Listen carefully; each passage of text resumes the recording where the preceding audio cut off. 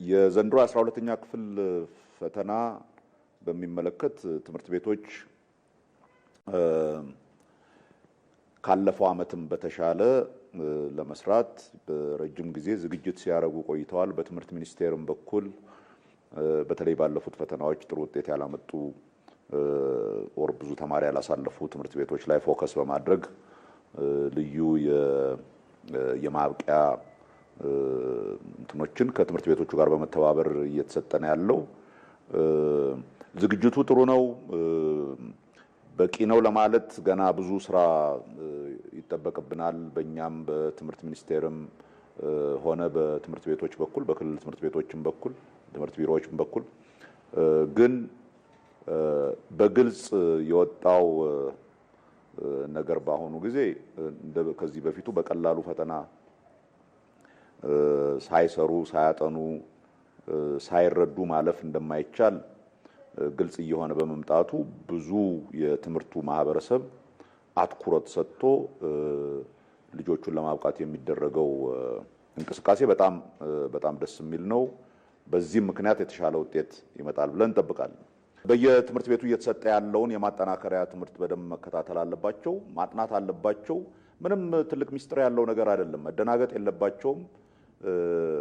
በፈተና ክብደትና ቅለት በኩል ከዚህ በፊት ከነበረው የተለየ የሚከብድ ፈተና አይደለም የሚገጥማቸው፣ አንድ አይነት ነው። ቢኮዝ ፈተናዎች የሚወጡበት አሰራር ግልጽ ስለሆነ ዘንድሮ ካለፈው ዓመት በተሻለ ወደ 150 ሺህ ተማሪዎች የሚጠጉት በበይነመረብ ነው ፈተናውን የሚወስዱት።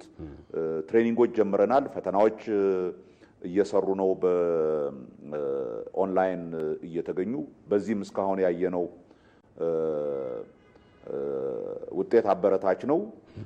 ስለዚህ እኛ የምንነግረው ተማሪዎቹን እና ማሳሰብ የምፈልገው ምንም መደናገጥ አያስፈልግም። ምንም የተለየ ነገር አይገጥምም።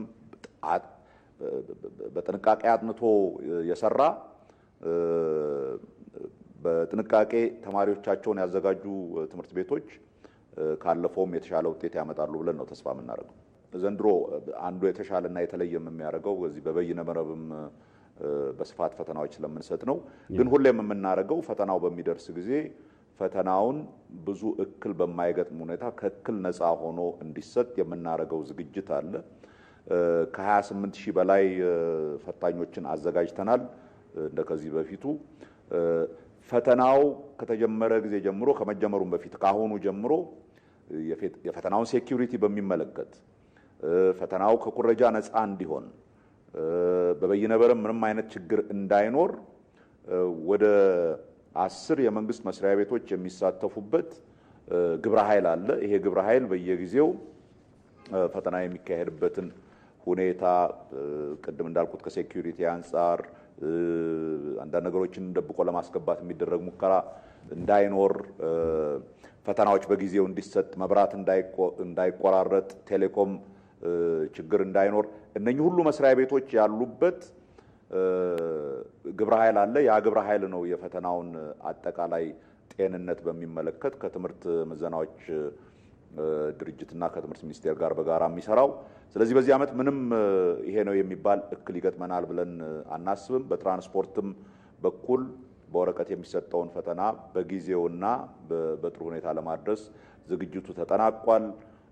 ኦንላይን የሚሰጠውን ፈተና ቅድም እንዳልኩት የሙከራ ፈተናዎች ለተማሪዎች ተሰጥቶ ፈተናውን እየወሰዱ ነው። ስለዚህ በከፍተኛ ሁኔታ ከዚህ በፊትም ከነበረው በተሻለ ሁኔታ ለተማሪዎችም ቀለል ባለ ሁኔታ